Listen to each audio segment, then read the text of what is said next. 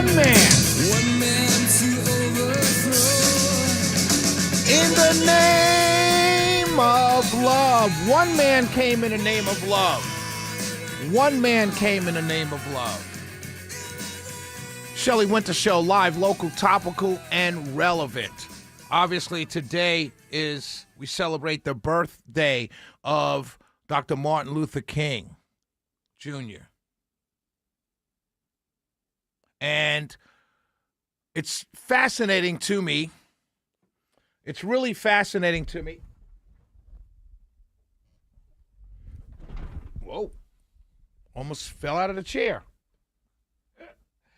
It's fascinating to me that we live in a world, my friends, we live in a world today that all of our heroes, whether they're King, Jefferson, Washington, all of our heroes, all of the great men of this country, black, white, what doesn't matter, are all being pilloried by somebody. There's somebody out there trying to find something wrong about men, humans, not perfect, but humans who tried in their own way, in their own small way, to do what's right.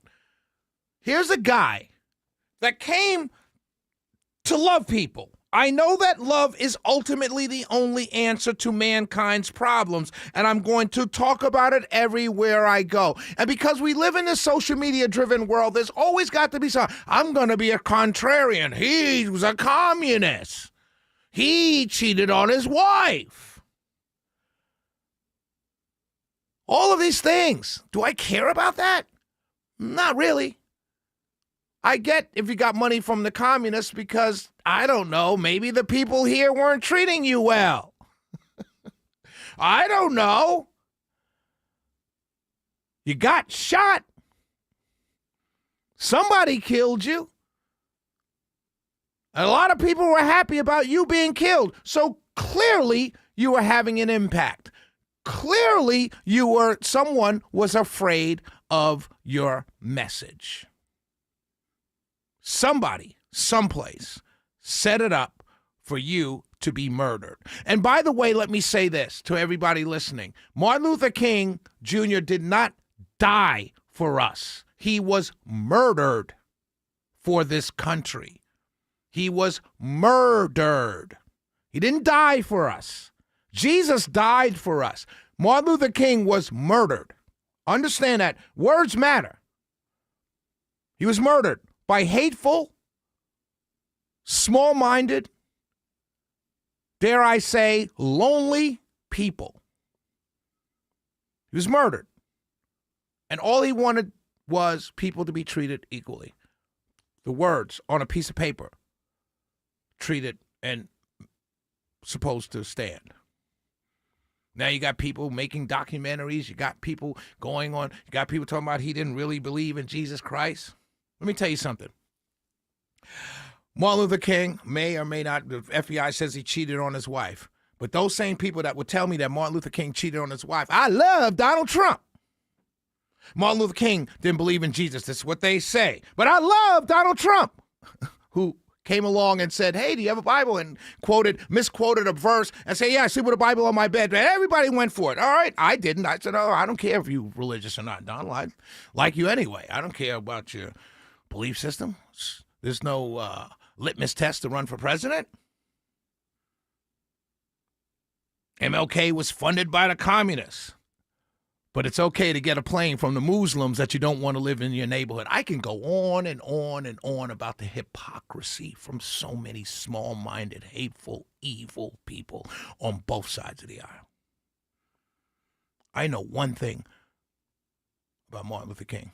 I don't care about all the long posts. I don't care about all the little books. I don't care about your ministers. I don't care about your Facebook posts. I don't care about your podcast. I don't care about your mini series. I know one thing. I know the man preached love. That's it. I ride with a person who preaches love. I hate the people who preach hate. That's it. I'm a very simple man. And if you preach hate or indifference or divisiveness just to make a couple dollars, that's on you. And if you do that in the name of Christianity, oh, you really going to a special place in the corner of the depths of hell. But I digress. Seriously, he preached love. That's it.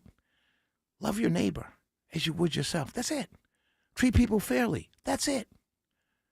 Well, Shelley, you know he was a socialist because he wanted to redistribute the wealth. Yeah, it's kind of going on right now, and it's not going in our favor. Did you pay attention to anything that's going on in the last 30 years? Huh? Not at all? Huh? Savings and loan debacle. Millions of people lost their savings. Oh, but the big people didn't. Housing crisis. Millions of people lost their homes, but the big people didn't. I can go on, but you don't want redistribution of the wealth. Silly rabbits. Tricks are for kids. We're being played every single day. Social media just adds to it. Social media just allows people to get on there and say the most outlandish things because you can. None of it makes any sense, because if you pick it apart, you'll realize that it's hypocrisy on both sides. I'm never, ever in my life going to attack a guy that preached love. I'm not going to pick at his private life. I'm not going to pick at his ideology. I'm never going to pick at a man that preached love. Now, if that's what you want to do, go right ahead and do it. I can care less. I'm about love. I can disagree with my Democrat friends, but I don't hate them. I can disagree with my MAGA friends, but I don't hate them. I can disagree with my GRA friends, but I don't hate them. I can disagree with my progressive friends, but I don't hate them. These people are not my enemy. They're my neighbors. And that's all Martin Luther King preached. This idea that all of a sudden you're calling people evil. I've done it. I realized that I was doing it. I was part and parcel of doing this. And I realized, Shelley, you're calling your friends evil just because of their politics. This is crazy. Words matter. Let me introduce you to my friend Sam. Sam's a baby killer. You don't want to meet Sam now. You don't want to talk to Sam now. You want to know now how I even know Sam. But how about this? Hey, meet my friend Sam. He thinks a woman should have the right to choose what happens in her body. Hey, Sam, how you doing? Hey, meet my friend Joe. He believes in the right to carry a gun wherever he goes. I could say it that way. Or I could say Joe supports mass school shootings. How words matter. Love each other. It's not impossible. You'll probably like it. I think the vast number of people that can't be in a room with the opposition party or the opposite race or a different religion, I think the vast majority of people who are like that are so ignorant. It's not because they don't like the person, it's because they fear that person. They fear that person is going to say something or show them something or show them some information that may change their mind. And for God's sakes, that can never happen, because what I believe is what I believe, and I'm locked into what I believe. How ignorant can that possibly be?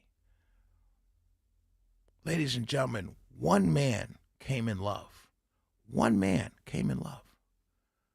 And they murdered him. Another man came to save our souls, and they murdered him too. At what point are you not going to be on the side of the murderers? At what point are you going to wake up and realize that the murderers want you to love the murderers and not those murdered? It's the Shelley Winter Show. We'll be right back.